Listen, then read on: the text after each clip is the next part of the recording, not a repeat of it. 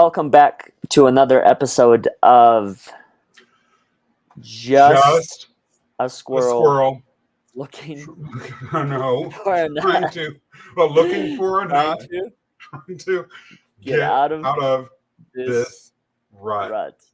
Mr. Wow. Mason, you're in a rut. I don't know what's the matter with me, but I know We've I'm a only happy said camper. 17 or 25 episodes in a row. I don't know what's going on with me. I got a problem today. Jessica, homegirl, it's good to see you here. And if you don't know our guests who are on tonight with us, well, then you don't know anybody, but there's no way the three of y'all don't know each other. So why don't we figure out who these mysterious people are waiting in the background? Let's do it. I see some foxy ladies in the room. Is it Jen Fontanilla and Summer Watson? Hey there! It is good to have y'all. You are the co-host of the Life, Love, and Money show on Instagram Live, are you not? Yes, we are. We're going to talk a lot more about what y'all do in a little while. But let's get to my favorite subject, which is classical mythology. Jessica, I know you love it now, whether you wanted to love it or not. I've made it. You love it. I appreciate you going along with it. All right. The Roman goddess of love was named Venus. You would think that Venus was exactly how she presented. Beautiful, kind, gentle, encouraging everyone to fall in love and have springtime and joy and flowers and rainbows everywhere. And that's exactly the face that she showed to the world. But behind the sweetness, light, and sugar, Venus could be kind of catty. Her own son, Cupid, fell in love with a woman named Psyche. And due to a number of different circumstances, Psyche ended up losing Cupid. They had a little breakup, and Psyche was searching left and right for Cupid. Eventually, Venus decided to help her. And Venus's idea of helping Psyche was throwing her in a dungeon, telling her to do all of these impossible tasks, torturing her, screaming at her, and yelling at her when she failed tasks that not even a god or goddess could do. Psyche eventually was reunited with Cupid, but Jupiter, the king of the gods himself, had to step in and get Venus to chill the heck out. Psyche's name means soul. The fight and the tension between Psyche and Venus represents the dichotomy between the love that we like to present ourselves as having in the world and what we are inside with our soul. How often do we put our souls in dungeons while still presenting ourselves as gods or goddesses of love on the outside? Do you think that there's something innate about the relationship between the soul, our desire to show the world love, and being a fake? Because Venus was a fake. Wow. I'm going to let the ladies go first because that would be true to who I am. And so I don't want to be fake to my character here. Do you want to jump in, Jen? Well, I'll just say Jessica has the song Venus in her head now. I love that song. And by the way, Bananarama in the video did show up as Venus, although I think that they were nicer versions. Wow. Well, I think this is a really interesting topic, and I think there's a lot to be said here for this topic. So when I look at the way that we function as humans, I look at from more of a holistic perspective. So we're looking at what somebody has been exposed to growing up, their social influences, conditioning, mental well-being, their personality, because personality is different than your mental health. So there's so many ways that you can really come at this and look at this. So I think that a lot of this in relation to whether somebody is just completely soulful and wanting to give and empathic, and yet there's that other side, that Venus, right? Where there's that mask, that's that personality. And I think to a certain degree, and I'm going to suggest this, that to a certain level, we're all on the spectrum where we've done this before or experienced this before. Thoughts? Jen? Yeah, I remember when I saw the topic and I thought to myself, my gosh, yeah, how many of us deal with this on a daily basis? And especially when you are in the public eye, whether you are doing things on social media, whether you're on stage, all these different things, especially if you're an entrepreneur, whatever the case may be, there's always this feeling of, especially when you're in that beginning stage of building, right? There's this side of us that wants to show like, oh, we're successful. We're making it happen. I don't want to look too perfect. I want to show that there's some vulnerability, that I'm learning too. We're all growing. But then you wrestle with that internal dialogue. Well, if I don't look like I'm making money, if I don't look like I'm actually helping anybody, then am I really a fraud? Am I a failure? So then when does that mask come on? And then you also question, I'm not really lying, but I'm trying to act as if. And so for me, when I see this topic, it's this constant, this battle of different things and opposites, where it's like, well, I'm trying to do this, but I have good intentions. Well, am I being fake? You know, at what point is it right or wrong? And so I find it fascinating that we deal with this. And I love the story about Venus, and you know, that made me just think of like a crazy mother. We'll switch that topic real quick. Can we dig a little deeper here, Jen? Have me come back for that show. So it's so amazing to see that we have dealt with this at some level, and we question ourselves. Well, I think some of us question ourselves. Some people, honestly, there are people out there who really don't care. There are going to be people out there who don't care who they have to step on, you know, how unscrupulous their activity has to be just to walk over everybody to get to where they want to be, where there's other people who want to live, you know, intentionally. They want to live in authenticity and integrity and all those things. So yeah, I think this is going to be such an amazing topic to really dive into. I've got to ask something. First of all, Melody, welcome back. It is so good to see you, homegirl. And Jessica, I saw your comment about faking it till you make it. And that comment made me want to ask Oleg a question. And because going back to what Jen talked about, how we have to, as entrepreneurs, present success, but at the same time, we don't want to present so much success that it comes off as arrogant or... We all have seen people on social media. I crushed it last year. After being in business 3 months, I bought 10 Porsches and bought a brand new house. And don't forget the hot chicks on the hood of the cars in front of the mansion. Exactly. And I have a pet Jaguar. Okay, right. Now, Oleg, do you find it hard to manufacture challenges or struggles that you face being perfect and all? Well, first of all, I wish you didn't really have to call me out like that with everything that you just said. But the second part to your question, so, you know, to be completely transparent with the three of you as well as anyone else that's tuning in right now, I have a very difficult time, quote unquote, faking it till I make it now. And I think a lot of it has to do with I've worked so much on my character and my values where now I know that if something's out of place, it's out of place. It doesn't only feel like it, my entire body feels it. I'll go to whatever the conversation or whatever it might be and actually change it and say that, hey, I didn't actually mean to put X, Y, and Z in it. When I was first starting off, I cannot say that it was always the case. Now, I'm not going to say I faked it to a degree where I would pose with a Ferrari and saying I had $1 million. It's just not me. It's A, I hope it's not the person you know from the three of you, and B, I hope internally that's not the person that I think I am. So at the beginning, I definitely did subscribe to the thought of fake it till you make it, 100%. Now, how I think I did that is I think I did that primarily with, I used a lot of my confidence.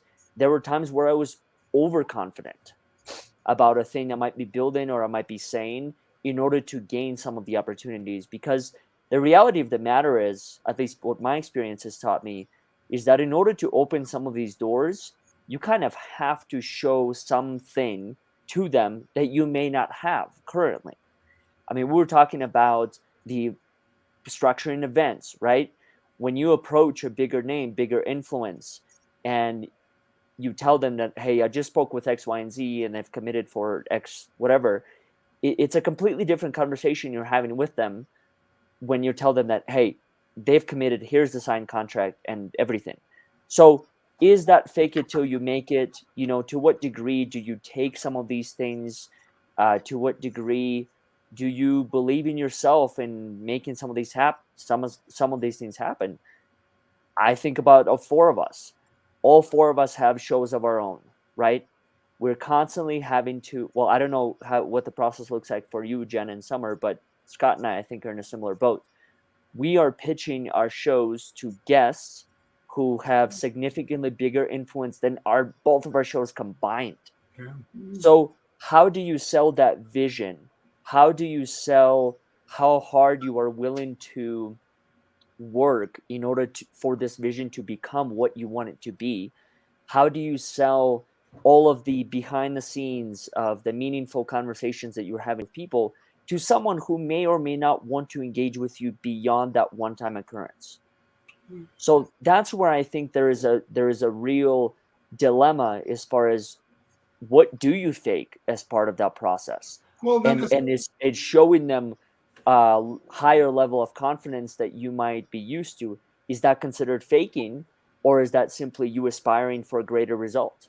Well, it really is a good question because, as Melody correctly points out, if you're faking too much, it's hard to imagine that that would not contribute to an imposter syndrome really playing out. Because that's what imposter syndrome is. When you know inside, or at least you believe inside, that what you're presenting to the world isn't who you truly are. So, Melody, actually, that's a great point, and thank you for raising that. And then, Oleg, Jessica thinks you need to be in a rap video for entrepreneurs, and I'll get you the rings, and Jen and Summer will get you the wig, and we'll find some sort of mansion that you can pose in front of. Yeah. I'm just saying. There is actually, I don't know if this is completely off topic or not, but if it is, I hope we can make the connection. Have any of you ever seen the rap video? The guy that has a show now called Dave Chappelle? So there's no. It's another one. He's a rapper. Forgot his name, but he essentially made a video called "Save That Money," and the premise of the video was how to, according to him, make the most epic rap video without using any money. So he walked around mansions. I don't remember. I think it was in California, or it might have been somewhere else. But he literally walked around from one mansion to the next, asking the person who owns the mansion if he can shoot like a 5 to 10 minute video there. Afterwards, after he was done, I'm sure he paid some editor to put it all together, and literally it became like multi-million viewership, and it literally launched his career. I mean, it launched his career, and so in that case, it's just another point. Like, he was showing this thing with a very limited budget. I mean, I think some of it was even done without like a phone. So it just shows, to what degree, like, is one willing to go, and what is actually fake it till you make it really mean at the end of the day.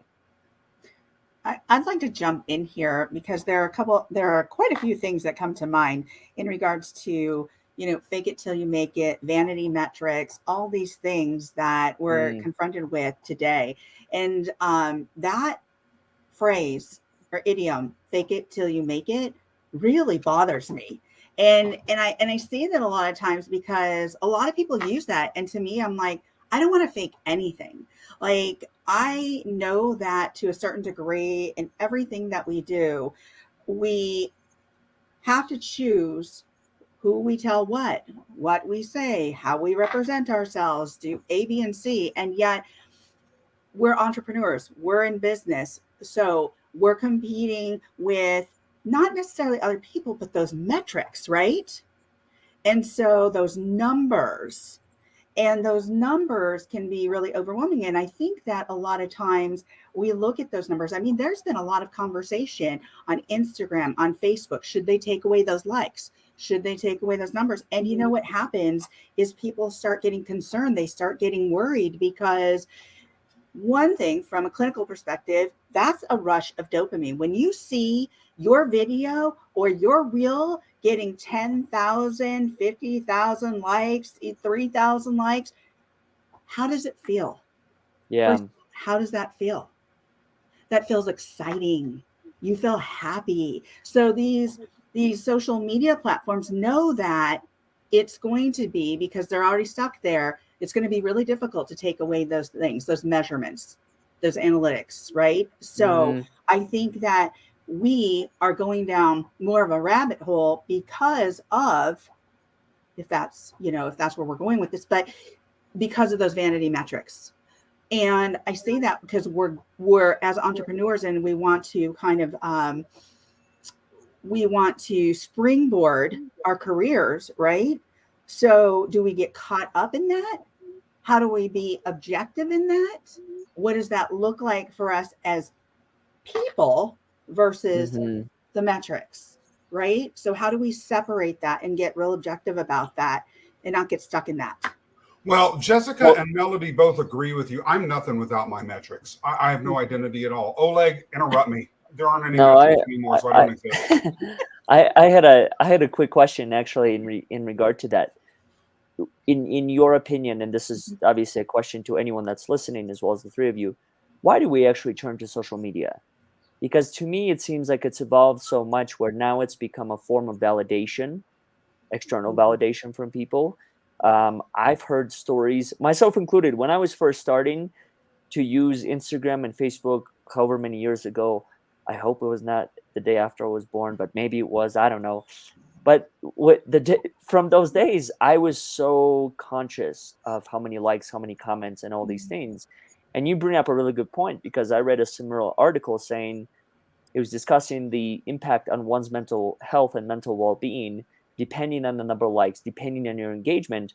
And I'm noticing, especially now in the past year to 2 years, algorithms have changed.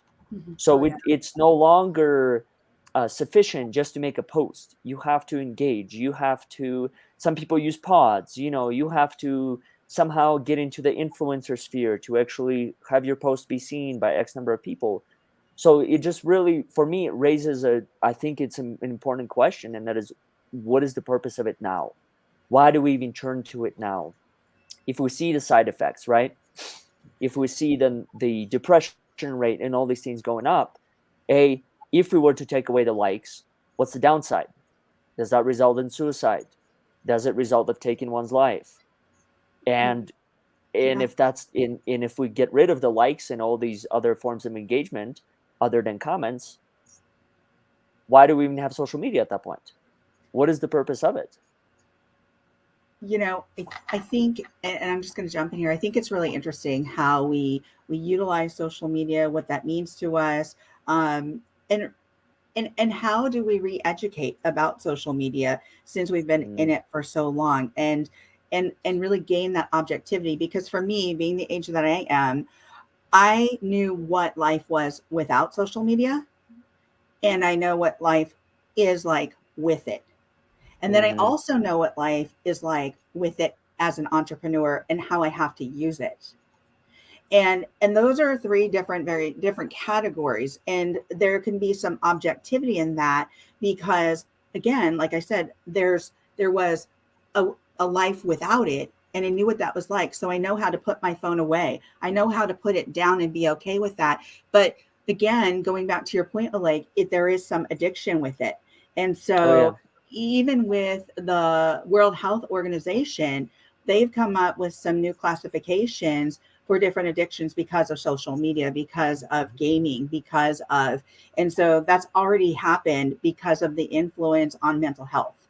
So good Mm, questions. So thanks. And I was talking to, I'm going to put this in here real quick. And I was talking to kind of like a radio host who was a VJ for MTV.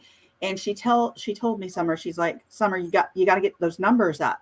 Right. She's like, and she works for iHeartRadio. And she said, even my numbers, I have to continue to work on those every single day to mm, be in, to be seen, business, to be in business, to be continue to be a DJ, right? So it's like, wow. And that's somebody who's been in the business and who's been in the limelight for years. Yeah. Well, I mean, let's also be honest. How many times are we asked the question as podcast hosts whenever we pitch someone to be a guest? The first question is, how many views do you have? How many downloads? Not And only I think that, there's but value. I think there's value from time to time in that question. Like, I get it. Everyone has a different perception of what purpose looks like. You know, for some people, they're speaking to somebody, not everybody, but some people want to speak to everybody or as many as possible.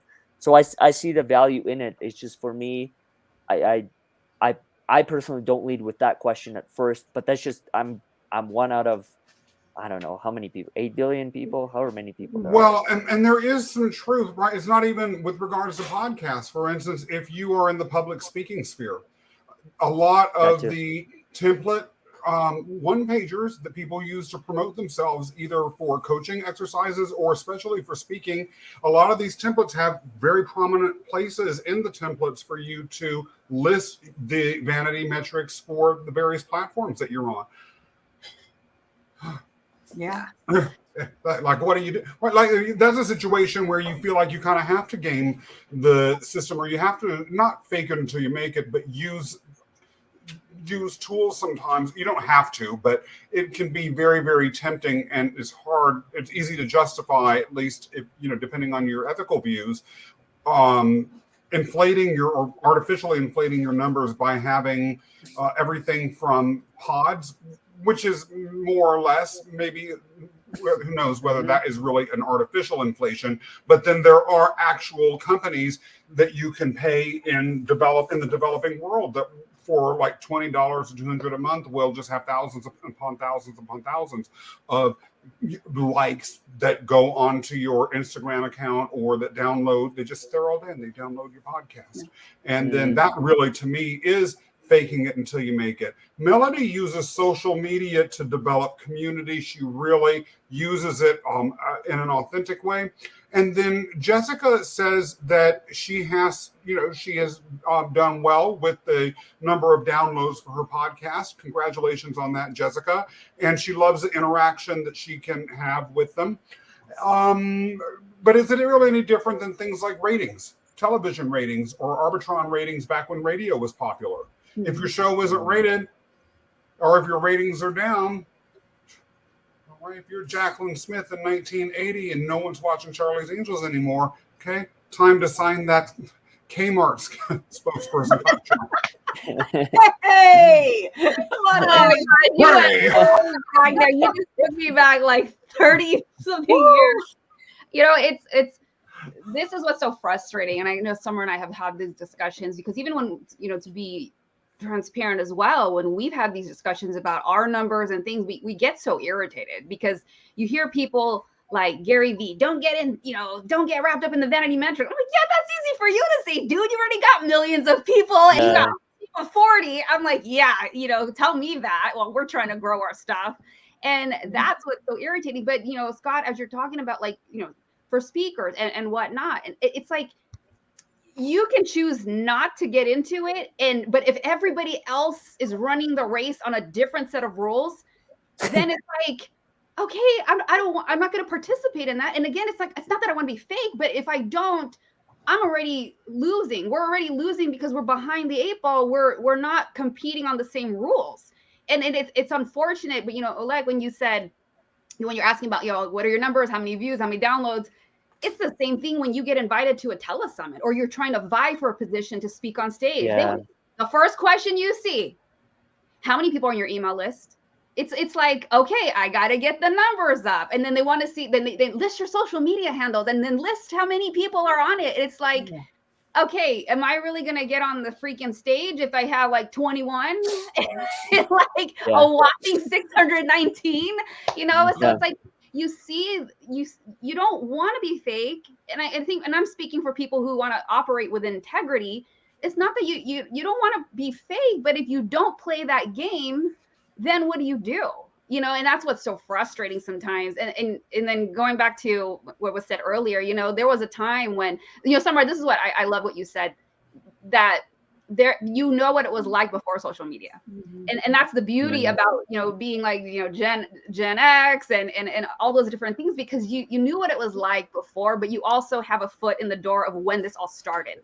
So you have a different perspective of how to balance it. But I'd like to think we have a different perspective. It's not that we grew up with it. It wasn't something that we are just integrated like children today. Like YouTube is just something they do at a very, very young age. And so we know what it's like to not get involved and sucked into that. Although not to say that we don't, even at our age, but we grew up in a different time when we knew what it was like before this happened. And then the other thing that I want to go back to, when about, you know, we were talking about what if we took away those numbers.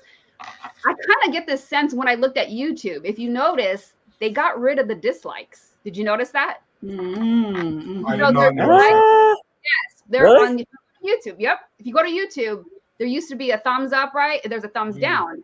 And there was, remember Summer, I talked to you about this? Did you notice this? And it's interesting because now that number is not there anymore, I notice, like, you know, because I pay attention to the process, and I noticed I psychologically, physiologically felt different. I'm like, I don't know how many people didn't like this anymore.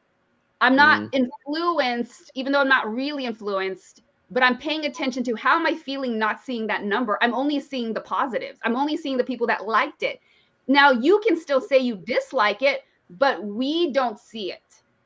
And I don't know who sees it, but we don't see it. I don't know if the person making the video sees it, but it is an interesting example to see on a small scale what that would look like when you don't see those metrics. And I found it interesting. You feel differently. You're like, oh, I'm not even influenced by the people. You can still see, you know, negative comments and trolls and whatnot, but that thumbs down analytic is gone. And I had to go deeper and looking at, you know, why did they do this? This is fascinating. Why did you get rid of it? And it had to do somewhat with these problems and these issues that we're talking about, and how we didn't want to negatively influence the people looking at it. Because, you know, if you see that, you're like, oh, why does this video suck? There's 419 dislikes. You're already influenced without even having watched the video. You already saw, right? So it's an interesting dynamic of how these metrics have an effect on us and how we view things. And it's just crazy. Well, let me ask you this, though.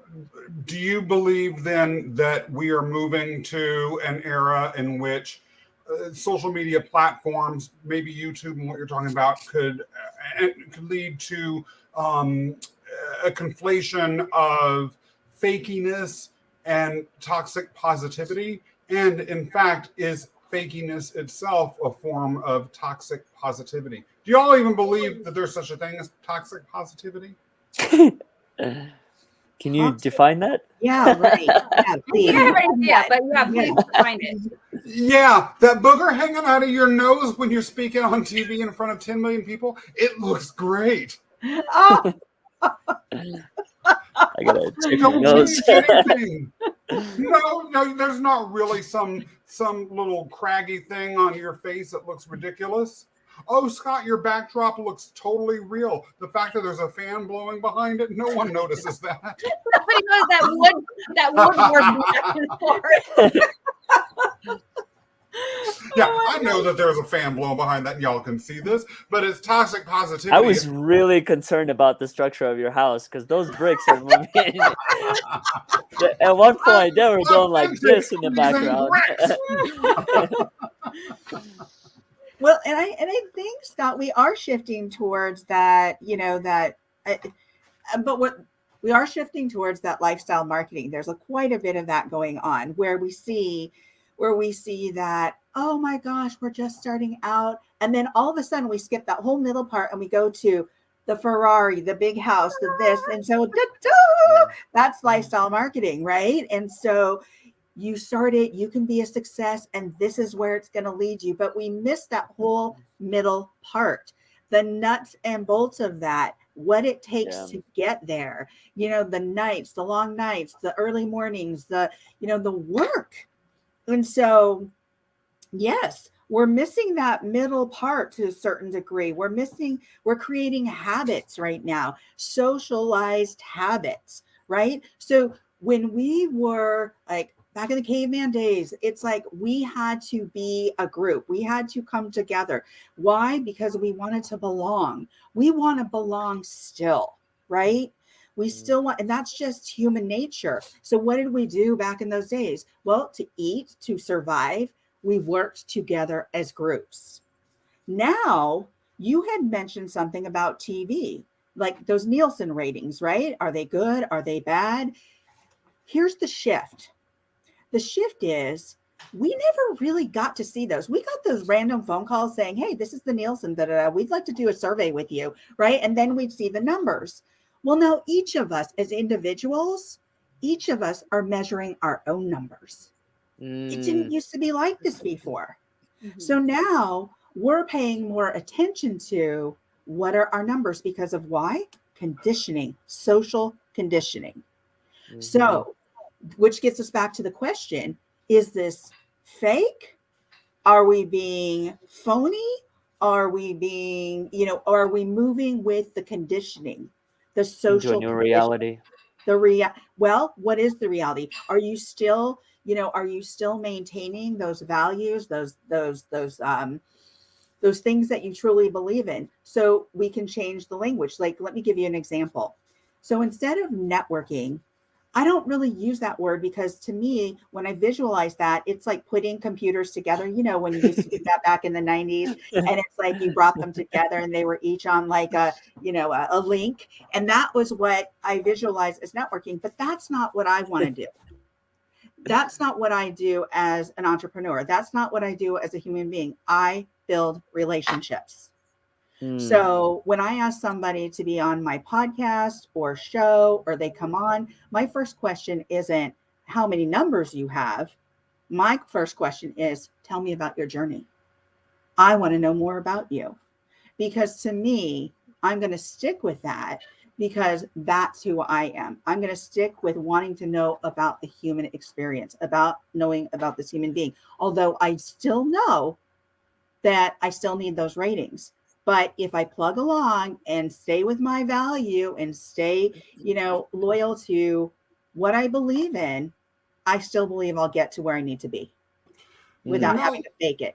Melody says when you can't acknowledge the negative, that's toxic positivity. And we can and we should explore that a little bit. Summer, one thing, though, that I want to just challenge back to you on is even the statement that you said, I'm not about just networking. I don't like to use that word. I'm into building relationships. Part of why I have a problem with a lot of times wondering whether anyone is sincere is that everyone says that. No one says, I'm just here for a transactional relationship with you. Maybe the lady at the bodega down the street. But in terms of business relations, everyone wants to build a relationship with me. And then they take my money and I never hear from them again. Or I say, how many people... It's so true, though. I know. Whatever reason on Instagram, people that sell knives and axes want to follow me, which is kind of cool because I love axes. But that being said, I get DMs all the time. Are you interested in buying now? Yeah. I want to build a relationship. Buy now, Mason. I don't even get the build a relationship part. Lucky you. But let me ask you something, Scott. That's somebody else. And this is something when we started out this conversation, which was interesting to me. Are we talking about the other or are we talking about ourselves? And so when we talk about the other, we all get those. We get them on LinkedIn DMs. We get them on social media. Hey, buy this. And it's so transactional. But for you personally, where are you functioning from in regards to your phoniness, in regards to your, and where does this come from? What is the purpose of the insincerity? I have some pretty strong feelings about that. Okay. And both as an entrepreneur, what'd you say, Oleg? Please share them. Was that fake? Was that fake interest? Is there like a knife in my back right now, killing me just as it's about to come out of my mouth? Is that you blowing the fan behind my curtain? You said you like axes, right? That's okay. So, in the entrepreneurial setting, sometimes we have to be fake. You go to a BNI, for those of you who may not know, BNI is yes. Business Networking International, which is a networking group that has chapters throughout the world, and you go at 7 a.m. to those We're things. never going to be included in BNI after this I conversation. know, right? ever We're again. permanently. Where's your card? Because we're going to exchange business cards now. Exactly. I burned them all. Burn them. But it was right. I mean, you have to be fake. No, you can't go up there at 7 a.m. and be like, I hate you people. I'm just here because I want you to buy my services. just wanna make Thank some you. That's sales. my pitch. What'd you say? I just want to make some sales, but I'm not going to say that. Right. I mean, maybe I would spy from just if they did do that, but no one ever did. And then in large organizational settings, because let's talk about that. Entrepreneurs are a small subsection of the working population. The majority of people actually work for someone, a nonprofit, a for-profit, government, the military, whatever. And if you have a boss, you can't be authentic most of the time. Especially if you work for some of the tyrants I work for. I work for the Giuliani administration. You think you could be sincere with them? Disagree with some minion of Rudy Giuliani? Not if you didn't want your head on the street the next day without a body attached to it. Come on. And so everyone says, oh, we need to be, we da-da-da-da. Fakiness has a role sometimes if you want to keep your job. True. Yeah. What happens when you don't know that you're being pulled into something that's inauthentic? Because I was working in a hospital, a for-profit hospital, and I ran 3 departments. I ran intake, I ran the social work department, as well as the security, all the security in the hospital. And so one of what I thought was my good friend, who was the director of nursing, he kind of pulled me in. We had lunch, we did things on the weekends, only to find out he wanted my departments. Wow. He wanted all of my departments. Yuck. And eventually I was like, take them. You can have them. And I was just like, I couldn't believe it, because I think he was one of those people who thought, keep your, what is the saying? Keep your enemies closer. Oh, your friends close, your enemies closer. Right. And I'm like, I never even thought of it that way. So from that experience, I thought, am I going to become more guarded? Am I going to be reluctant to, befriend others that I work with? What is that going to look like for me now? Because when that does happen to you, and that somebody does put on that facade, and I mean, it was a good facade. It was almost, to me, when you look at it from a clinical perspective and you look at personality disorders, I'm like, wow, this person was bordering on that antisocial, spectrum somewhere. And I was like, whew. And that went over my head. I didn't notice it. And I'm in the field. That's incredible. But that's how much you can be fooled. And so when that happens, and that happens in business, that happens in the entrepreneurial space, how do you respond to that? Well, I mean, look, have you experienced that?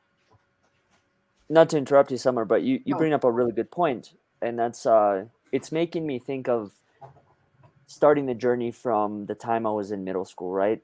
How many of the people would fake being friends with you in order to get something from you, or to, I mean, there are a variety of things. I saw the same pattern continue through high school, college, after graduating, networking or connecting or building relationships, which I don't know. I feel like we haven't come to a consensus with that term just yet, but we will. No, we don't want to say networking. Right? whatever that thing is that all of us do. It happens. It happens. And it happens everywhere. I noticed it first time when it really happened was when I launched the podcast. I noticed how many people were just one and done. And look, I don't blame them, because I've been on shows where I'm a one and done. I've been on shows that, I promoted the episode and stuff like that, but did I really engage with the show for the following 7 years? No. Might have engaged with it for a year or 2 years. And it's not even because I don't want to. It's because, A, the things on my plate shift. So everything becomes reprioritized. Mm. Our roles in life shift. I mean, when I was first starting to, once again, network, build relationships, or whatever the third thing was, like I was so focused on the numbers. I thought that the way to really succeed at this was to get to 10,000, 20,000, 50,000 connections on LinkedIn. And then I realized through seeing other people who had those numbers that they would have like one person engaging with them, sometimes no people engaging. And then I'm like, why am I trying to replicate the same model? Like, what's the point? So I think going back to your earlier point, Summer, that you made about when do you know, when have you crossed the line? I think it's got to be internal. I think it's got to be something internally where you know for a fact this is against your character, and yet you're continuing to repeat the same behavior. I hope I'm not the first to admit it, but if I am, I'm perfectly fine with it. I'm not a big fan of spending all my day in connecting with people on social media. I'm not either. I love spending time like this. I love spending time in person. I love picking up the phone and FaceTiming the person, but I'm just not a big fan in doing these things. And I know that to a degree, in the reality that we're in right now, it's the process. Scott mentioned the role of some of the larger organizations. For me, the role right now is reaching out to different foundations, different sponsors, stuff like that. Like, yeah, sure, I understand the value of money. I understand that it's a huge resource in order to be able to progress with some of the things. But at the same time, I also understand that some of the people you reach out to, you may never hear from them. They may never read your message. And one other thing that I wanted to point out is, I was that person once upon a time where I would send the message without. Now I wasn't selling my services because I had no services to sell at the time, but I was that person that would, instead of trying to build that relationship, I would go in with an ask. Can you help me with this? Can you do that? It took me a long time to understand how to actually build a relationship. How do you build a relationship that has a solid foundation where there is a portion of a give and a take? Not that I'm waiting for, Scott Mason or Summer or Jen to make an introduction, but it's just like I feel like it's a reciprocal. It's like we reciprocate towards each other in that role. So I just wanted to quickly acknowledge, like, yeah, I was in those shoes once upon a time. So I really don't blame the people that send me a memoir and then the follow-up message saying, did you read it? And I candidly say, no, I did not. I haven't had the 20 additional hours in my day to do so. But maybe one day I'll get to it. I'm hearing that you agree with Melody's statement that we need to keep our integrity in what we do then. Is that correct? Yeah, absolutely. And for me, I think it's at all costs. Now, I'm going to make plenty of mistakes. I know that it's a given. It's just the fact of this life. Like, I make mistakes every day. Some mistakes make me cringe. Other mistakes, I'm like, wow, I can't believe I did that. But for me, I've gotten to a point now where I don't blame myself for making the mistakes anymore. Plain and simple. Like, I acknowledge it's all part of the journey. If I fuck up, I fuck up. It happens. Yeah. Like, it's the only way I figured out to move forward while maintaining my character. I love that. I want to comment on what you said about the mistakes. And I love this comment that you made, Oleg, because, even with what Summer said about, well, how do you know? Well, what if somebody is being fake? Here's the thing. I think that most people are good natured. We are going to run into those people who are just downright evil and really trying to just take advantage of people. But is that the majority? No. Usually not, right? And so we can only do our best to vet people. And I think this is why it's so important. And I think this is why Summer and I just pound it every single week into the message about core values.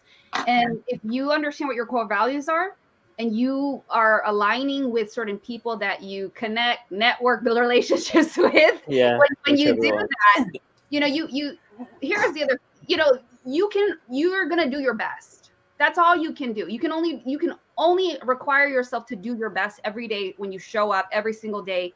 And no matter when we do our best, somehow, some way, there's going to be somebody out there that's going to totally screw us over.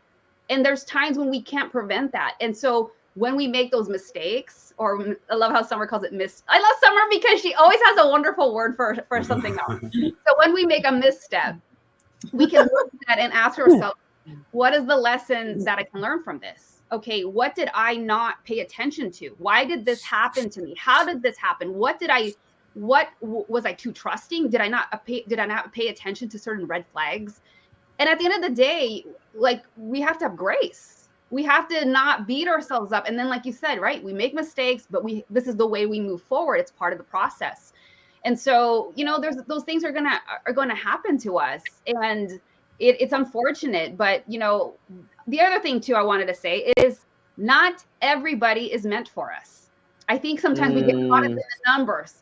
And sometimes I think we put this guilt on ourselves that I have to do something for every single person, and I have to have an equal reciprocal thing that happens in every single transaction. And I don't subscribe to that, because there's going to be people I might help and I may not get something back. But doesn't that always come back in a different form, and the pay it forward comes from somebody else?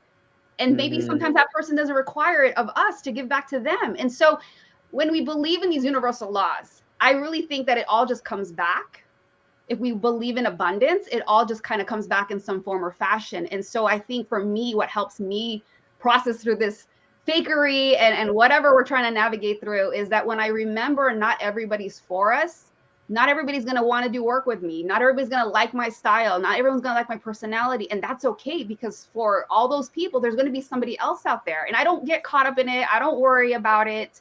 And I wasn't always like this. Of course, there's going to be those times I'm like, why isn't this happening? But now I'm over it.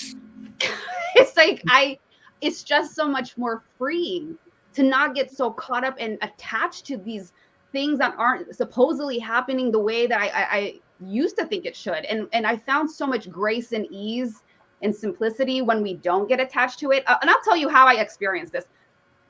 A couple years ago, I went through this personal issue with somebody I was dating, and I just wanted to not deal with anything. So I literally went off social media for 2 months straight. All the Instagram numbers went down. It was like bad, but I was able to experience seeing numbers drop. I was able to experience what it was like not to get attached to it. I wasn't getting caught up in I gotta post something. How many times have you said this to yourself? I don't want to post just to post. Right? Because there's nothing, you didn't post something today. So freaking why? Yeah. Why do we put ourselves under that? I gotta post just to post. It's like, and I had to stop and pause, and so ridiculous. Totally. Summer and I talk about this all the time, and I'm like, this is just getting ridiculous. Why? It starts to feel like a hamster wheel. And Summer said this wonderful thing to me a couple weeks ago. She was talking to somebody else, and the person that she was talking to said, "Hey, this was supposed to be meant to be for social, to connect." Right? Some remember this conversation? Yeah, I do. And I loved what she said. And let me just interject here for a minute. She said, Facebook is to see your face. Twitter is for a little tweet, just get out a message. LinkedIn was for, showing somebody your resume and to hook up for a job. And then, and things have evolved. But the way she said it made me think, wow. Yeah. Damn, I didn't even think about that. I know, she was so face? What? I was like, oh my God, that is so simple. Instagram is supposed to be for an instant. And yet, as things evolve, it's changing. And I was like, whoa. So she broke that down, and I was like, that is so good. That is good. So you literally you redefined my whole plan about all this. Awesome. All in that one sentence. In all seriousness, it's what? Do you think, though, that it's possible to be popular without being a fake? Yes. Yes. Oh, come on. No. I thought all the popular girls were phonies. How did I not go to the same high school? The popular boys, they were just all jerks, but I don't think they pretended to be nice. I don't know. Is there a genderization to fakiness, by the way? I love that question, actually. Because I was one of those people, I come from a very diverse background. So if you look at me, people will guess, I've gotten from, you're Mexican, you're Asian, you're Indian, and they're always making these assumptions. So when I was growing up, I really didn't want to be in a group. I wanted to know people all in all the different groups because I wanted to be inclusive of everybody. And this was tough because as teenagers, preteens, we're driven by our ego, right? We want to belong, we want to get, but I had to learn at a very early age, I may not belong to a certain group. And that was really tough. And it was only until college that I decided I'm going to go look for a group that I want to be part of, that I want to, that kind of meets my needs. And then that's when I joined a nationally Jewish sorority. And I'm like, I'm not Jewish, but at the same time, the women that were part of that sorority, value-wise, we connected. And I was like, that's what filled my soul. And that was the group that I chose to be part of. But on the other hand, in regards to popularity, it wasn't that I was looking to be popular. And yes, we had those cliques, right? We had the socias, we had the jocks, we had the surfers, we had the punks, we had the, the people who rode the Vespas. We had all of that. And yet I just wanted to be friends. I've always been this way. I just wanted to be friends with everybody. Mm-hmm. What clique were you in high school then, everybody? I demand to know. I was in the nerdy clique. I was in the honor roll nerdy clique even in college. I kid you not, I had to choose. I stayed in the dorms for the first year, and like literally on the application with the dorms, it's like I chose to stay in the academic hall. So that was my clique. That's so nerdy. Awesome. I love it. I love it. Jen, you're awesome.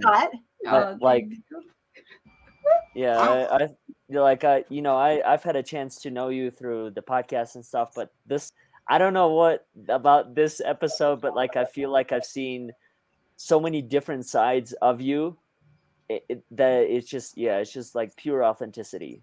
Oh, thank you. Oh yeah, you should get on a call with me in summer. It's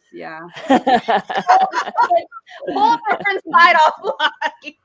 There's evasion going on. Oleg, answer my question, and then Summer, I want you to answer my. And Melody, Jessica, anyone else? What cliques were you in? For me, I was similar to Summer. Honestly, I remember the times where I could relate with the popular kids, but I also remember the times where I would sit next to the kids that no one sat next to and strike a conversation. In middle school, I was one of the kids that started food fights from time to time. Like, so. Well, when you sat next to the kids that no one would sit next to, was that fake niceness? Was that like pity No, niceness? It was real. Or were you actually interested in them? It was real. I was actually interested in them. I think a lot of it had to do with the fact that they were so, what's the right word, different compared to the rest. And I realized what I really valued from relatively young age is difference. And difference because I think there's an element of uniqueness in being different. And I found that within other people, and I even value it now more than anything. I don't shy away from difference. One of the reasons why I think Ghana for me was one of the, if I had to put it on a spectrum, if it was one of the favorite places I've been to, 100%, because it was so different. Like I shared earlier on this show and many other shows, like I've never felt like a minority in my life until I got to Ghana. Wow. I've never felt like what it's like to connect with someone that has a completely different view of the world and life and what's possible. I've never really experienced until this travel what it was like to not be able to connect in a language, period. I was actually thinking about it today. I bought this, so I'm in Cusco, Peru, and I bought this thing of oatmeal. And the box literally sells it as if like there is, I don't know, fruit and all this stuff in there. It's just plain oatmeal. So it like it made me think about how many times have I bought stuff that A, was just a complete guess. B, I had no idea what I was buying. When I was in Portugal, half the time I would walk into a restaurant and I didn't speak Portuguese. I purposely didn't have data plan, so I would only operate off Wi-Fi so I can stay off my phone as much as possible. But I would literally walk in and like I'm pointing. Now it works with menus that have pictures, right? You could see like, oh, okay, this chicken looks good or potatoes look roasted. But like imagine pointing just at a menu that has no pictures. You're just like, that. Like, Sure.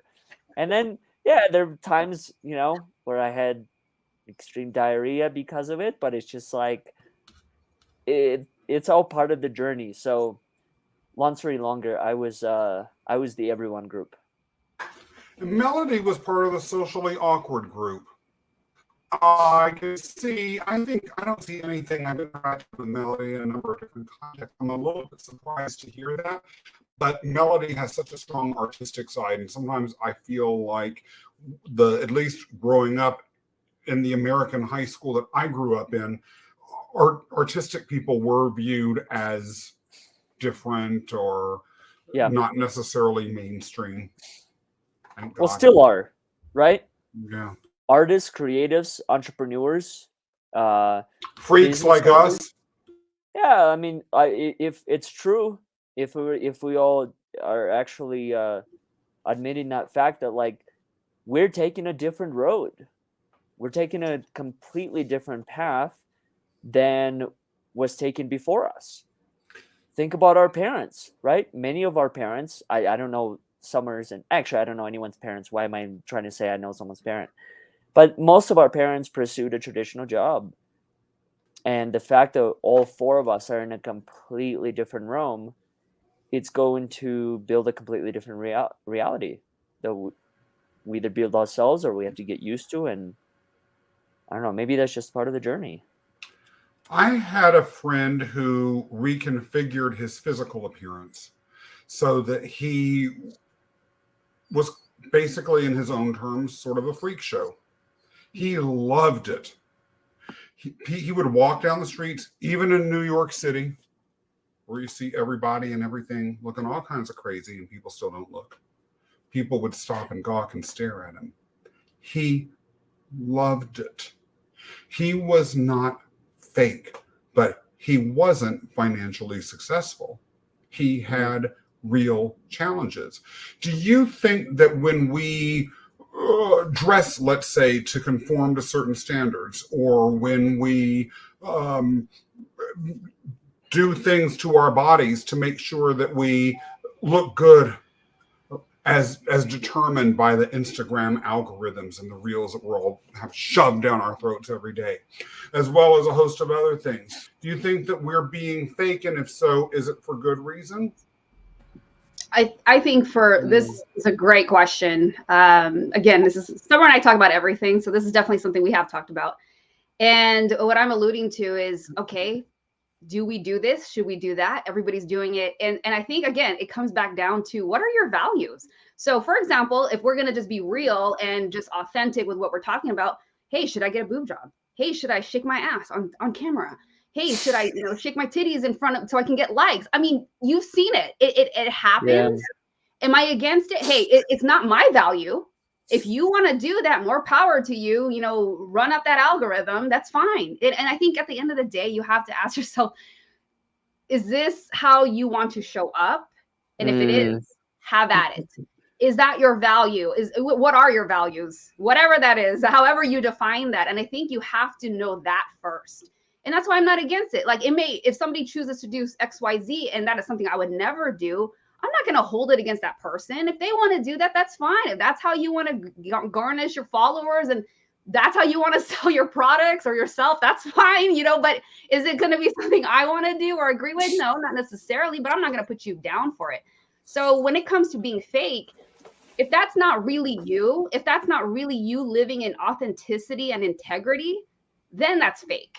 But if that's something like you are all for it, you have no qualms about it, you are living in your definition of authenticity. So I think it comes back down to like, who are you and how do you define yourself and how do you want to conduct business? How do you want to show up? And when you follow that and you feel good about how you're doing it and how you're going about the process, I think that's where you're going to win. And sometimes, one of the discussions we have had is Summer and I is, we laughed about it. We were not going to do this, but, we laughed about it because we know people that do. Yeah, it's not that kind of life, love, and money show. And, I was just thinking. no, we're not doing that. What's the hidden meaning behind this show right here? Yeah, it's not like that. So we laughed about it, right? Like, if we did this, so-and-so's doing it and they sold all their product. And I was just like, yeah, but that's not us. And we laughed about it. And I'll be honest, it can be frustrating because sometimes, and I don't know if this is the right way to term, give a name to it, but sometimes for me, it feels like, well, that's like a shortcut. If I just did that, we would be so much further ahead. But see, you got to live with your choices. You got to live with every decision you make in business and how you conduct yourself and life in general every single day. So do I want to wake up and know like that's how I got that? It's kind of just no different than in the traditional world of work and corporate and business. Like, I hate to say it, but let's be real again. Did you sleep your way to the top? Is that how you got to that position? No pun intended, but it's like, it's the same kind of idea. What are you living within your true self and your values and within integrity, however you define that and see that? And if you are, then you can sleep at night. You can feel good about yourself. But hey, if those things that you think you need to do and you're okay with it, then everybody's congruency and alignment within themselves is going to be different. And that's the other thing. I can't judge other people how they want to get there. What's important is how you define it for yourself, and then are you living within those parameters? So can I jump in here? Because but not before I just tell Melody we love her too. Oh yeah. Thank you. So I think that there's so much going on in here for me because I love my partner. I love working with Jen. She is so sincere. Jen is just on fire there. Yeah, she's so sincere. This is why what we do together is so much fun. And yet again, I'm one of these holistic thinkers, like, okay, from the time that I was young, bringing in personal experience to my expertise in like the clinical domain. When I think about human beings, like when I'm going to go back to what you were saying, Oleg, about you would sit next to a person that others people maybe wouldn't have. I remember this young woman, her name is Holly, and she was in the second or third grade, and she was on the disability spectrum, and she would walk down the halls like this, and people would like, kind of depart. They would like part the wave kind of, and they would ignore her. And I don't know if it was because she scared them or what it was, but I was never fearful. And I always would say hi. I'd be like, hey, what are you doing today? And strike up a conversation, because that was always from the second grade till what I knew innately in me. That was who I was. That's who I am. And I have struggled with, like Jen said, we struggle with these things. Do we go down that road and shake our, tatas? Do we like get up and shake our butt? Do what to get where we want to be?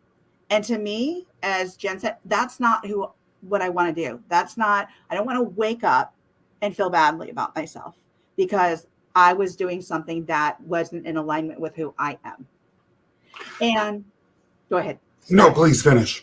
And so when I look at why we choose to do the things we do, and if that is authentically like who you are, I think many times people struggle with who they are. So they don't exactly know, but their vision for themselves is such that I want to be successful and I want to do this.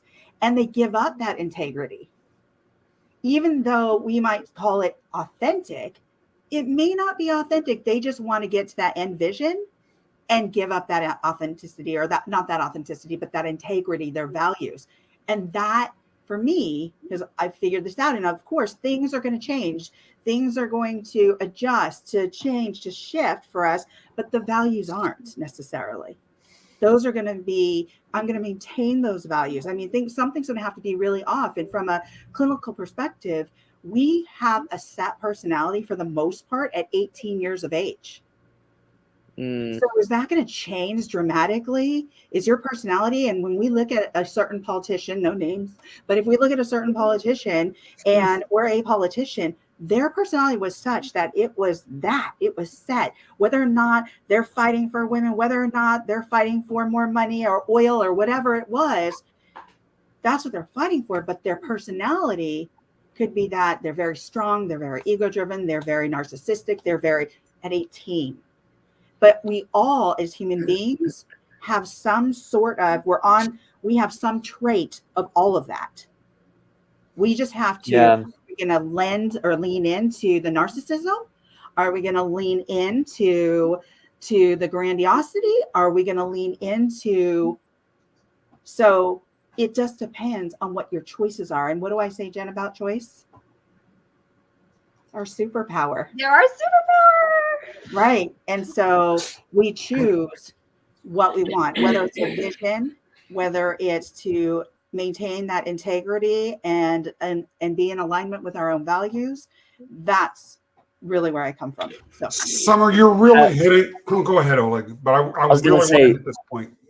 I was gonna ask everyone, or whoever chooses to answer, have any of you ever gone against your character?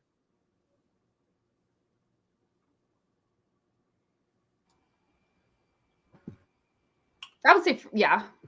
Yeah. Not necessarily in the social media perspective, but of course, in life in general, there are things where I can say in hindsight, like, yeah, I did not pay attention to those red flags.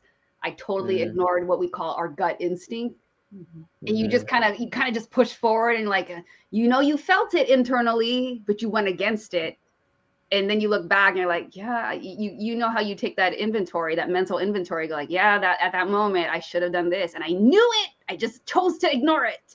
So I think we've all been there. I think we've all done that, and sometimes it's not as intentional as other times, and sometimes it might be done haphazardly. But I think to some degree we all have done it. So for sure I have. Mm-hmm. I think that my character has evolved. Melody, by the way, agrees that we all have. I don't know that I'm going to disagree with this. I actually don't think I've ever gone against my character, but I do think my character has evolved and changed. So I will be the first to say earlier in my career, I was extraordinarily mercenary. I was about Scott. Scott's getting ahead.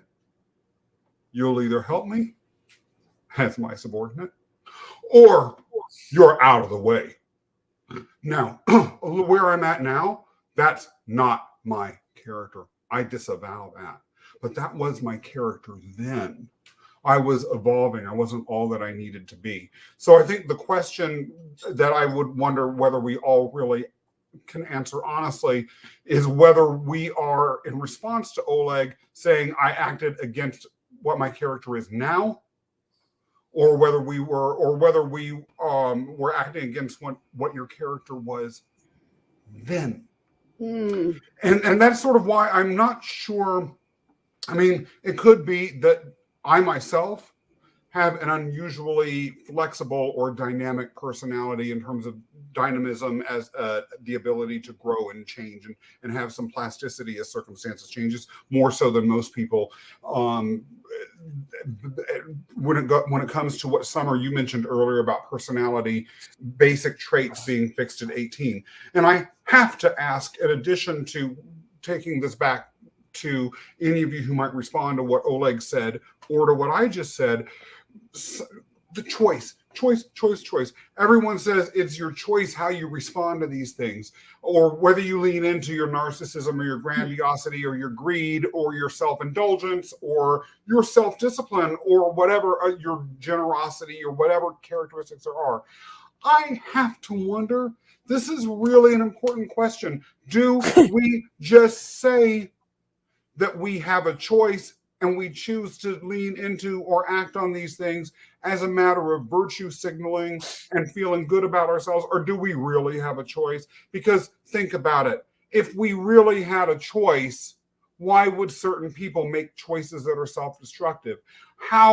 what makes one person say, I'm going to choose this, and another person say, I'm going to choose this? Why aren't we all making the same choices? We don't really have an answer to that, except the answer would likely be that they are things innate within us, in which case those choices aren't real. Okay. So go ahead. Sorry, Oleg.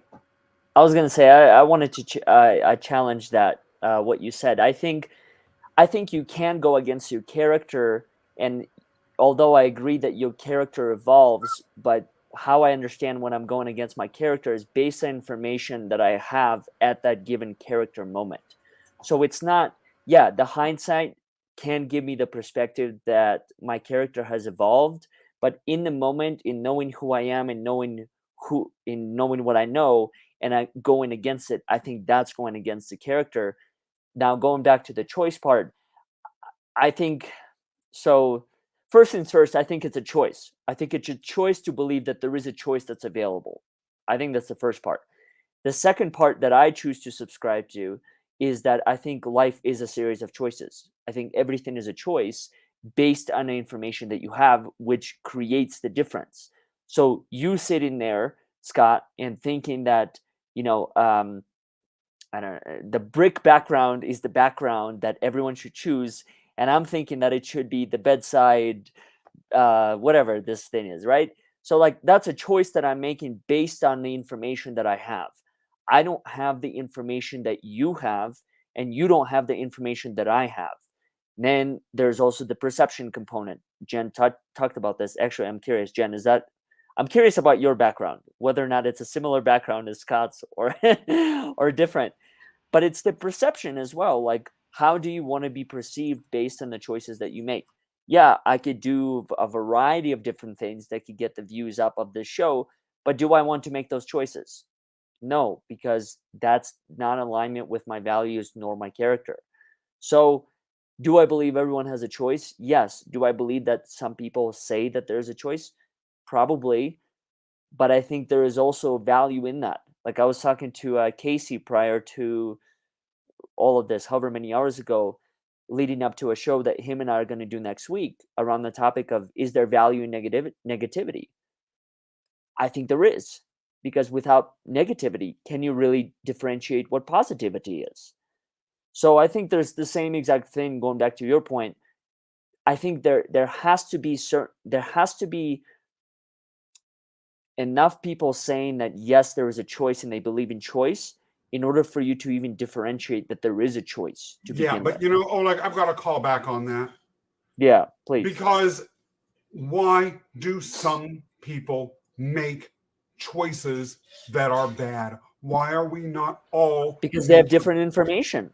But what if you We have the don't. We're same? not That's operating. not necessarily. But We're then not why do operating people from make? the same playing field. Yeah, but come on. Why do some people, if everyone has a choice, why do some people choose to do things that are hurtful to others? You don't need information, for Different instance, to information, know different that source. invading the Ukraine is wrong. But Well, someone still made a choice to do that. can Why? I? But that's been going on for hundreds of years, Okay. based on Well, the then they information don't. and the Maybe it's individual not a desire. choice. Maybe it's just behaviors that after the fact we Yeah. define as choice. So let me can I jump in here for a second? Only Because if you're gonna Mediate the fight. conversation. when I look at this, for each of us, there are multiple factors. Again, I go back to looking at human conditioning, human functioning, human choice, what we do as humans, as not just process, but there are multiple factors. So let's say, for instance, somebody's coming to me and, well, I'm going to do an evaluation. And they're going to sit down with me, and I'm going to look at the social factors. I'm going to look at their health. I'm going to look at the conditioning. I'm going to look at, their overall wellness, the network, the systems in place. I'm going to look at all these different things, because all these different things influence and impact that person. So it's the condition in which is set at the time where somebody is either being responsive or reactionary. And based on those different variables that are influencing that, the next variable is our innate innate abilities, our innate choice, what is inside of us. Because there have been multiple studies on what you've asked and talked about, Scott and Oleg and Jen, in regards to why do we do what we do? And we could come from the same family, but yet our experiences are so different. Even twins, there have been studies on twins in the same family and, A, B, or C happening because of the influences, social influences, health, wellness, innate abilities, skills, conditioning, network. All of that can look very different, which is an influence on how we either choose or respond or react to a certain given situation. Now, the next factor to that is personality. Personality isn't mental health. Personality is, narcissism, it's grandiosity, it's codependency. It's like there's different diagnoses of personality, disorders, so to speak. But do we have those disorders? Not necessarily, because if I were going to make a choice to hurt somebody, that would most likely, from a clinical perspective, be called antisocial personality disorder. That's where somebody's going to go out and hurt somebody or take advantage of their property or person and doesn't really have a consciousness about it. And that's something internal. That's something within them. And each of us, to a certain degree, when we're talking about this, I truly feel strongly about this. When we're talking about being phony, there's a little bit of all of that trait. Let me tell you, let me ask each of you, have you ever been phony? Of course. Did that ever serve you? Heck yeah. Right. But sometimes. But and that served you, right? But are you consistently phony? No. Are you able to say, oh my gosh, this is just who I am, and just be okay about it? Or like Scott, you said you've changed, right? You were that person, and that's like a change in the condition and the personality, and in regards to not changing your personality, but those traits that you might have had that are bending and changing a little bit because you aren't fully, a narcissist or an antisocial personality disorder, so to speak. We all have traits. Summer, do you think it's even possible for one to answer that question in an honest fashion, considering the level of stigma that topic like phony has? So answering the question of whether or not someone is phony all the time. Somebody might not recognize that. Somebody might not recognize that because if they actually have, let's say, for instance, I so badly want to give an example, but it's like, give it. Okay. So say, for instance, we're looking at the TV and we see Trump last year and he's telling us, I never said that. I never said that. I never said that. And here it is. We said it like 6 months ago and we're like, with video. And I'm like, are we stupid? It's like, but he believes it. He totally believes it. That's where his thought, his logic, his personality is set. I love what you're saying, and please don't keep it on her. It's when people just don't have simple awareness. Well, and isn't it true that if you have psychopathy, you don't have an underlying personality, and so everything that you do is fake. You can't be any other way. Well, you do have a personality. It's called antisocial personality. From the layman's perspective, when we say, oh, I'm just a little antisocial, that's just being like, oh, you don't want to be social. But from the antisocial personality, configuration, no, that is a disorder where you are shut down, locked down. You look at people like Jeffrey Dahmer. You look at people like Ted Bundy. You look at maybe a particular politician. I mean, I don't know. It's just like you look at certain people and they've got that disorder where they're killing animals and it's okay. They don't feel anything about it. So maybe going back to Scott's point, there is no choice sometimes, right? Because it sounds like in a situation like that, it's like they can't choose to just be social. It's like if there's a disorder, then you have no more choice. Right. When there's a disorder. Yeah. And I love that you said that, Jen, when there's a disorder, but it's another thing when we have traits of those, when we can do a bit of reflection and say, maybe my choice wasn't the greatest. Maybe that wasn't the greatest thing. And yet we all function from those spaces occasionally because of our goals, because of our vision, and how badly we want to do something or get somewhere. Mm. Fascinating. I'm just listening to Summer saying, because you're not a total narcissist, Scott. You know what I was laughing about, Scott? Total antisocial. Scott, when you said mercenary, I was like, oh, this just makes sense. I know where the axes and all that came in now. Yeah. Let me ask y'all another question. How much plastic surgery are you each going to get? None. I do not subscribe to elective surgery. Botox. Yeah.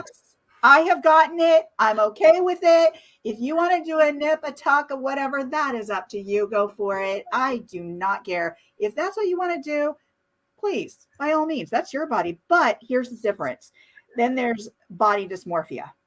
So there's a line between, you look at some of these people and go, ooh, they've gone too far. Maybe they've crossed that line, because when they look in the mirror, it's like, what do they see? How do they feel about themselves? That you're looking at these, these people that look like they've come off a conveyor belt, right? And it's like, okay, what is the dysfunction there? What's going on clinically there that they have to feel the way they do to put themselves out there? And again, is this social media? Again, is this being competitive with what they're doing and their vision for themselves? And again, the choices that they make. Yeah. And I guess to a degree, like the other thing that I've observed about where I'm at, I can't say we, because, I don't know any of you, what you're going through, but I find that so much of it truly does become, it's like a war for attention, good or bad, right? Like to a degree, everything is some sort of push towards attention, whether you want more attention for business, personal, whatever it is, right? Social acceptance. And I'm finding that, and I think has it always been like that? Maybe it's just evolved, going back to Scott's point, right? It continued to evolve. Like I remember when I was a kid, I had to bike to my friend's house to figure out whether he was home or not. I had to call the landline, and for some reason it was always his mom picking up. It was really interesting. So I was always like, hi Joanne, I had this like script. And the funny story, and I'll share this with her when I go back home, I had this script in my mind to make sure that I didn't stumble over words. And I'm pretty sure my friend had the same exact script in his mind, because we just felt so embarrassed to be able to make mistakes in front of someone else's parents. So I always had the script like, hi Joanne, how are you? I'm calling to see if Carson was home. And I make sure like the words were the same exact, but there were some times I would mess up and I would say, I'm calling Carson to see he was home. And then, she still understood it because I've said it for like 5 years straight. But I think to a degree, it's always been a word for attention. And I think now it's just a completely different game for it. So I think to a degree, how far would I go with plastic surgery? I mean, whatever gets the job done. No, I'm kidding. No, I'm totally kidding. For me, I'm not for it, but at the same time, I don't blame nor judge the people who are. I think everyone has their own body, and I think if anything, everyone has one body. That's one common theme amongst all of us. And I think you should be able to do whatever makes you feel comfortable. I mean, talk about job interviews, right? There is still taboo around people who have tattoos. I know people who haven't gotten jobs because of having a tattoo. I personally, for me, it's like whether you have a tattoo, whatever you have, as long as you're able to be part of a culture, part of a team, and make us progress forward, why does it matter? Like, yeah, maybe there's a level of short social acceptance, like don't show up naked to work, like, I think there's certain things like that. But as far as like number of rings, number of tattoos, personally speaking, that doesn't really factor into my decision. I think same thing probably with plastic surgery. I don't know. If anything, it just gives me like a perspective. Do I want that or do I not? Going back to choice, right? And without seeing it, I'll never know.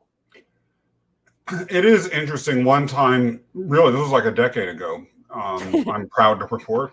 But actually, that was a value judgment that's kind of screwed up. I have to admit. When you hear the rest of the story, I went to the doctor, and he told me, "Great dye job in your hair." I was like, "My hair ain't dyed." He was like, he tapped me on the shoulder. He goes, "I'm your doctor. You can tell me. I know that." I was like, "My hair isn't dyed. Stop saying that." Was that toxic positivity? Toxic positivity. It was pretty toxic, and he got a little toxic. Did you switch doctors afterwards? No, he was good in other respects. And I said, "My hair is not dyed." And he said, "Yeah, I've been around long enough." And, and it's one of those things where I asked myself, thinking about this conversation, why was I so irritated by that?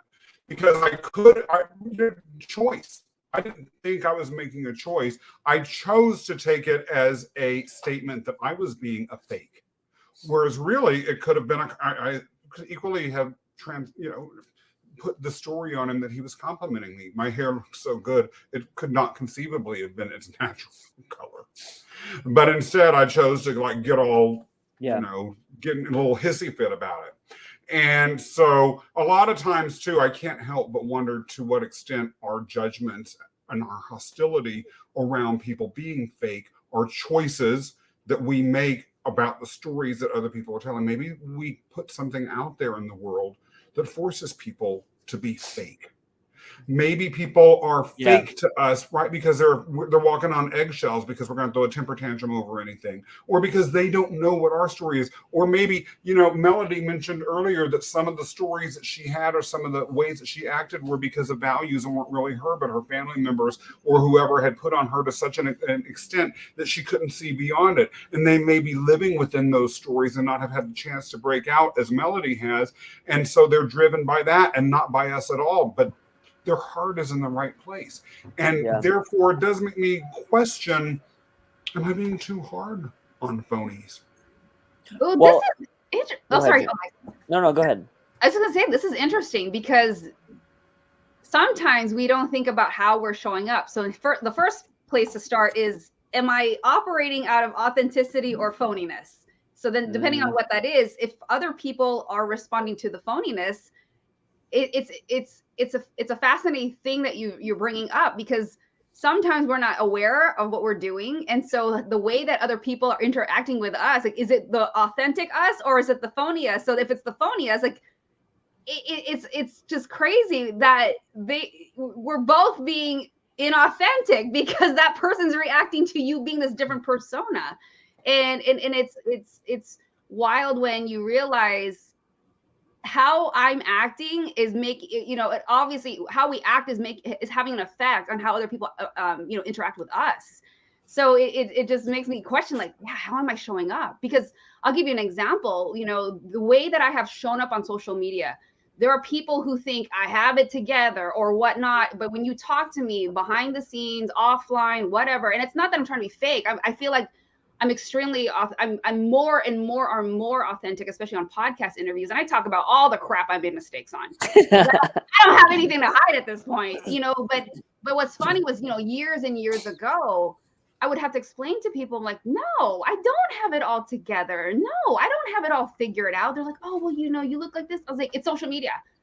And it made me wonder, now that we're having this conversation right now, it makes me wonder, how was I showing up? How was whatever I was putting out there appear to people that would make them think that I was so put together? And it wasn't that I was trying to look like I had it all together, but it's just interesting for me to start to, almost do an audit of my own crap. Does it look fake? Is this how it really is? So, it's even funny, even when I post stories or some things on, Facebook, for example. And it's weird because I act differently on Instagram posts. It's even different social platforms affect the way I show up, right? But there are many pictures where I'm at the gym, I have no makeup on, my hair is not done, and I am at a point now where I don't care, and it feels great that I don't have to care about it. So, but yeah, it's fascinating that the way that we show up, what position are you coming from? What energy are you putting out there? And how is it affecting how other people interact with you? I'm also curious, and I don't know if this is a question that anyone can answer here, but I think there's some sort of connection between fakeness and authenticity. When did we get to the point where we just show up at a doctor and we show them like our private parts and everything without even questioning like who this individual is? Like, is that just a unwritten one of those rule of thumb thing that? Because I've been curious, and this conversation really brought it up. Am I being fake in that moment, or am I being like truly authentic, or neither, or like Yeah. what's I think, happening there? I think it's conditioning. So, what is it, Melody? She Hmm. talked about this, you mentioned this, Scott, about our values, right? And people getting trampled on. And it's like, I think that we are conditioned by those around us and being told, this is the way you have to be. This is the way you have to dress. This is the way you need to think. This is the way. And we forget that we have our own ability to think for ourselves and develop what our own set of values are. It's not to say that the values that your parents come with or your aunts and uncles or your grandparents have aren't of value, but are they yours? And this is something that I talk about in my book because I think we've been influenced by so many things. And going back to what Oleg just asked, oh, there it is. We use the whole premise of language and what some might call foul language, but we don't objectify the language because we want to use it as a tool to strategize for you to figure out, to help you figure out as a strategy to help you figure out your values. Because we're told a certain thing about using the language, we're reprimanded, we're whatever it is. And it's like, but how do you feel today about using that language? How do you feel today about using it around kids? How do you feel in everyday in conversation using that language? And yet so many people still say, no, I never use that language. And it's like, really? Because last week when we were and yet, going back to what Oleg said, it was like, I remember being in the doctor's office and I was talking to my mom about this the other day when I was like second or third grade. And back then it wasn't a thing where parents were like, oh, we've got to be worried about this person because they're going to hurt your child or maybe take advantage of your child. And they used to make me sit on their lap, right? These doctors. And I would sit there going, Mom, I don't want to sit on this man's lap. Like, I don't want to sit there. And she's like, do not misbehave. You can't misbehave in the doctor's office. And later, like I was talking to her about this just recently, and I said, Mom, you made me do that. It was so uncomfortable. It was so uncomfortable for me because that's not, but yet that was the conditioning for them. You don't misbehave. These are authority figures. This is how you act in a doctor's office. This is what you do. And yet, even as a young child, I wasn't able to follow my own intuition. I wasn't able to follow my own inner knowing and think, oh, I don't feel good about this, so I'm not going to do this. But I had to do what my mom told me to do. And I think we become so conditioned that a lot of times you hear that saying, I do this because my parents did it. And it's like, that's not good enough. If you're saying that just because your parents did You it. say that again. I say that as a gay man. Come on. Yeah. So it's like, you got to think about where you're really coming from. And I think these things are of value to you. Not only do you have value, but you have your own values. And what does that look like? And I think a lot of times that's hard for people to kind of like grasp and understand. And yet your values are really your foundation and your launching point for whatever you do, because they seep into your relationships, your job, whether or not the job you're going to get, all of that. So yeah, I just want to make a quick comment that I love what you are saying, Summer, because those things that we learn from our parents, those are those things that are rooted and become those subconscious patterns, and they dramatically affect the way that we interact with other people, the way we manage our money, the choices we make, the decisions that we make. I mean, they all stem from that. So, and then, on top of what you shared earlier, the personality and then the traits, it's like, that's where it's coming from. And sometimes we don't think about like, why do I make this decision? Where did this come from? And this is why we talk about like, reflecting and doing what she talked about in her book, the glance back. Where did these things come from? Sometimes we're so busy going through life that we don't stop and pause to ask ourselves these questions. Where does this thought process come from? Where do these ideas come from? Why do I do what I do when I do it? So her book, amazing. Check it out. Well, on the while we're still promoting Summer's book, I just wanted to quickly promote David's cooking skills. In the background, all the clanking, exceptional. Is that what that is? Yeah. Exactly. So, like, on the other side of this wall, there's a kitchen. I can't even hear it. I can't hear the it. times that I've had the food, it's so good. So, Really? Yeah. Oh yeah. All right, dinner at Scott's when we're in New York. Hey. Yeah. On the subject of promotion, how can people find out about you, Summer Watson? Oh, okay. Well, they can go to my website, Core Women, that's with a K, K-O-R-E women.com. They can find Core Women on Instagram, Facebook, Twitter, LinkedIn. They can find me, Dr. Summer Watson, on LinkedIn. There you go. Excellent. Jen. Now on Facebook, would they only be able to find the face? And then on Instagram, just the instant? No. You. Do they just hear your voice? Or is it all the above? That's right. That's right. I love that. Jen, where can people find out more about you? You can find me on all the platforms. You just put Jen Money Coach, Jen moneycoach.com, or just that handle. Very accessible. Yes. Can I just jump in one quick time? Because Jen and I are also partners. And so I want you to know that we also have a website, the lifeloveandmoney.com website. And we also have an Instagram page, a Facebook page, a Twitter page. But, if you go to our Instagram page, that's where we're mostly at in regards to the Life, Love, and Money show. So, and it is an absolute delight as someone who follows it. Oleg, who are you? What are you doing on this show? I've never met you before. Where can anyone find you? I don't even know where to look. Honestly, before this show, as the three of you have seen where I took myself out, I gotta do that more often. No, I'm kidding. No! For me, it's through Overcoming Odds, just overcomingodds.today. And outside of that, just want to quickly promote or plug in or share whatever the terminology is there. Once again, is an event that we're actually going to be a part of. Scott Mason, you're going to be a part of it as well. Austin, Texas, September 23rd through 25th, 3-day summit that is meant to help people identify their fears and different ways to transform them, or essentially find ways to use fear as something to help you and not hinder you. So that's that. And I know for you as well, Mr. Mason, you have a way that people can get in touch with you, right? Exactly. I hope. Go ahead. I was going to say, I hope there's a way.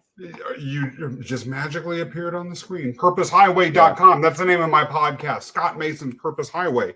And there's going to be a lot more exciting stuff coming up in the next few weeks, including an interview with one of the former co-hosts on this show who hopefully will come back, named John Dillow. And I'm excited to just give you a little peek about what's coming up that I'm super excited about, which is an interview that we're going to have with a NASA astrophysicist turned dream interviewer. Cool.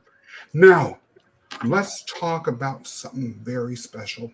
We mentioned earlier folks that go through struggles in life that may impact their ability to interact with others and that may lead to judgment on them. And sometimes that can be folks that are on the autistic spectrum.